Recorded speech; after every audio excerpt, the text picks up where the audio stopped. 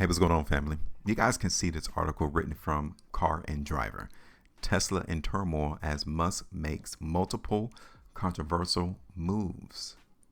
From laying off most of his Supercharger team to the departure of several top executives, we're all wondering the same thing. What's going on at Tesla? I mean, if you see a business not making money and they're not selling these EV vehicles as they used to, you got to ask the question, what's going on? They're trying to cut costs. The expenses are too high for the amount of cars that they're not selling. And if you're not selling cars, and that's supposed to be your bread and butter, then you got to cut corners in order to make sure that you don't lose too much money. That's what's going on. With a string of recent controversial moves, Tesla and its leader Elon Musk are currently going through one of the most tumultuous, if I pronounce that right, times in the company's history.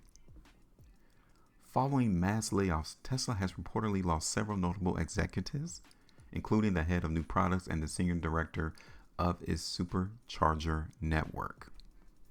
Reports also suggest that the Supercharger team was severely downsized, losing most of its 500 staff members, with Tesla CEO Elon Musk saying the plan is to keep growing the charging network at a slower pace. Why at a slower pace? You don't think that they've done their research within the walls of Tesla? Of course they have. They know that people aren't going to be buying EVs like they thought they were. The ones who bought EV vehicles have bought them. So how can you come and enter the mass market then? What would offset people's perception of gas combustible engines versus battery power engines? What would make people switch? The only way that will make people switch from current automobiles to EV vehicles is to show how EV vehicles are more supreme, better than the old automobiles now that's on the roads today.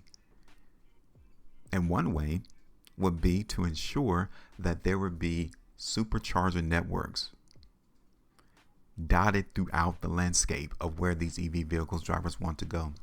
If you don't have a network to charge up your vehicles from A to B, then what's the point of buying an EV vehicle? Now, if you're going to have an EV vehicle and you're going to stay within your local area, your city, and not deviate or go traveling outside of that, then yeah, you can have an EV vehicle. Because you can just drive your car back home, charge it up at home. But what if you want to go traveling across state lines? You can't take your Tesla.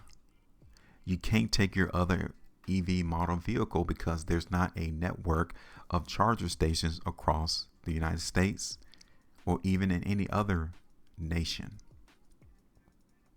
That's one reason why people aren't buying EVs.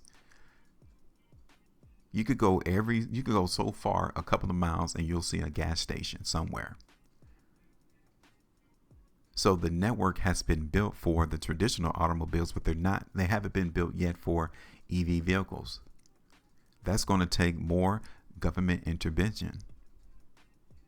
Again, Elon needs the government to come and save him. If they're going to sell more EV vehicles, they need to have a network. So by him coming in and downsizing his department of the Supercharger network, that tells you that they're nowhere close to hitting that inflection point to sell more Tesla cars. They're just going to do it at a slower pace, meaning we're going to divert our resources away from this charging network and we're going to place it somewhere else, hopefully to bring us in more revenue outside of us selling our Tesla cars. For better or worse, Tesla and its enigmatic CEO Elon Musk are regulars when it comes to being a part of the daily news cycle. However, more recently, it's been for worse, as the electric car maker is currently in the midst of a tumultuous period. Cracks began to show earlier this year following Tesla's poor first quarter earnings call, which revealed a notable decline in volume and missed projections. Not long after that, the automaker laid off 10% of its global workforce. Tesla's battery development chief, Drew Baglio, and Vice President for Public Policy, Rohan Patel, also resigned, per a report by Reuters. Then earlier this week, there were multiple reports that Tesla laid off an important chunk of its Supercharger team, which was revealed in a staff email wherein Musk was quoted as saying, "We need to be absolutely hardcore about headcount and cost reduction." But why do the cost reduction at your Supercharger development team? Why them? Why? Why not some of the other departments? You laid bare the department that your Supercharger network team needs to go out and develop, unless he has some inside understanding that the government is going to take the lead on that the government is going to go out and create the network for these battery powered automobiles. So he said, all right, cool. If the government's going to take the wheel on that, then we could cut our department down. And we can severely cut back on our cost reduction. We don't need to put money there if we understand that the government said they're going to take the lead on that. So there he is right there, the picture. You see him waving, saying goodbye to the people who used to work in the Supercharger department. We thank you for your service. That's what he's saying to the people that used to work for him. The most notable person included in the Supercharger team layoffs was Rebecca Tinucci, Tesla's senior director for charging infrastructure. That's a very important part of this new electronic vehicle system that they're trying to implement. Her departure was announced in an email to company executives as first reported by The Information. Other outlets have reported that the move included a vast majority of her roughly 500-person charging team. An email by Musk sent to employees reportedly said that, quote, a few of them will be reassigned to other teams internally, while some reports suggest the layoffs specifically targeted the site acquisition, project management, and marketing teams. Many others say that nearly all of Rebecca's staff lost their positions. Is this an ominous sign? Look at that picture. Is that an ominous sign right there for you? That's a great image. That's a great picture that they chose to put on this article. You can create charger networks, Supercharger networks. Yes, you can create it. There it is there. But what good will it do if there's only one Tesla being charged? That's an ominous sign. If this image, this picture don't tell you what's really going on in Tesla, I don't know what will. Now, if they had another image that showed all of these lots, these parking spots filled with Teslas and other EV models being charged, that's a different story. But you can go and look at your own local area at charging stations and tell me how many how many Teslas or other EV vehicles do you see charging up? There's a charging station next to me. And I noticed that you go to these charger stations, you charge your vehicle, people are just simply sitting in their cars. Yeah, they're just sitting in their cars waiting for the car to charge up. When you can go to the gas station, put gas in your car, and you're ready to go. But in the current status of these EV cars, you have to sit and let your car charge. That's a waste of time, especially in a day and time to where people live busy lives.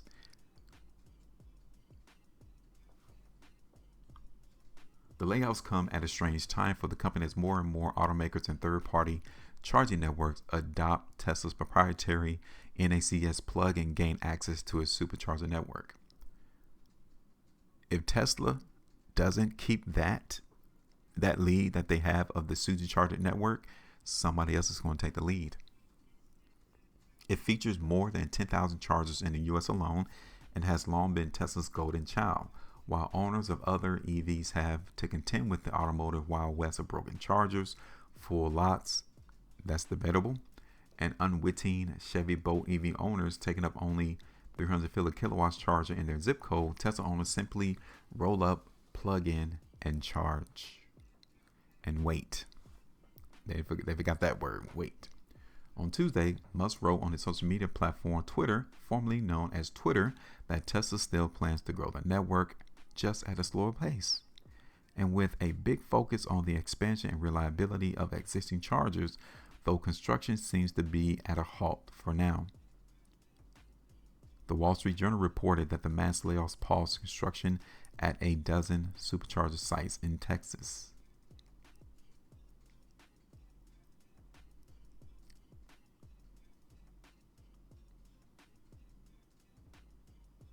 At this stage, it's unclear what Musk and Tesla's plan for charging is going forward.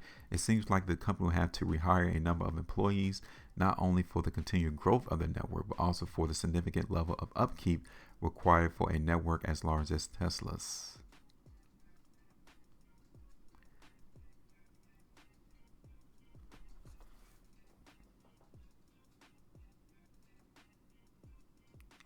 Amid all the layoffs and management moves, Tesla is also ditching its plans for ambitious one-piece gigacasting, as reported by Reuters.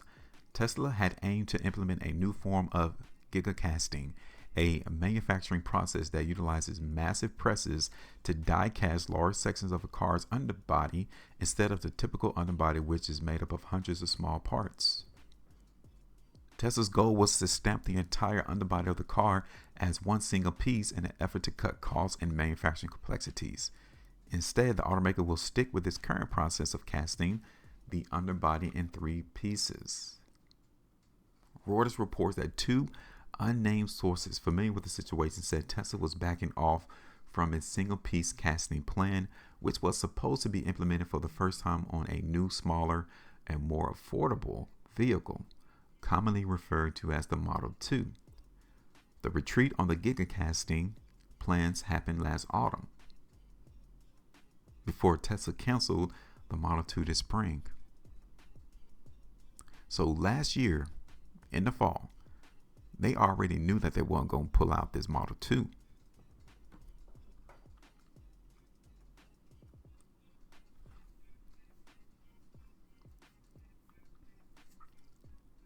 The sources said that the decision to stop working on the one-piece gigacasting was originally to turn attention toward accelerating development of the Model 2 and minimizing the risk for costly delays. The scaling back indicates a need to reduce short-term costs as Tesla experiences a drop in sales, both as demand for EV slows and as more competitors flood the market. The one-piece gigacasting could save money in the long run, but perfecting the process is tricky and necessitates sizable initial investments. So eventually they'll bring it back on. But they got to get around this turn first. So again, big things happen in Tesla. Let's go ahead and lay down some of our senior executives. Let's cut up a whole department. Let's get rid of this gigacasting. These were once plans to propel Tesla into the future. The longer that they keep these things down, I'm going to talk about the Supercharger network, and I'm talking about this gigacasting manufacturing process. The longer that they stay away from those 2 things, the closer the competition is going to pull up to them. If you're trying to have an edge and remain competitive, you need to try to ensure that these things stay in the front. Because if you're not going to create the network, then somebody else will have to run and create their own network.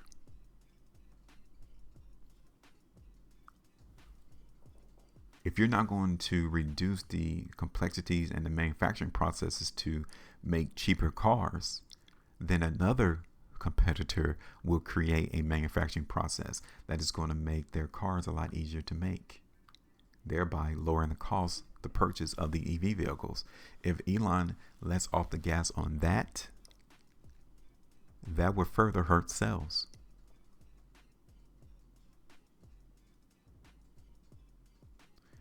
It's becoming even more harder for Elon to sell Teslas now. And you can only see it getting worse. The field is going to get more competitive.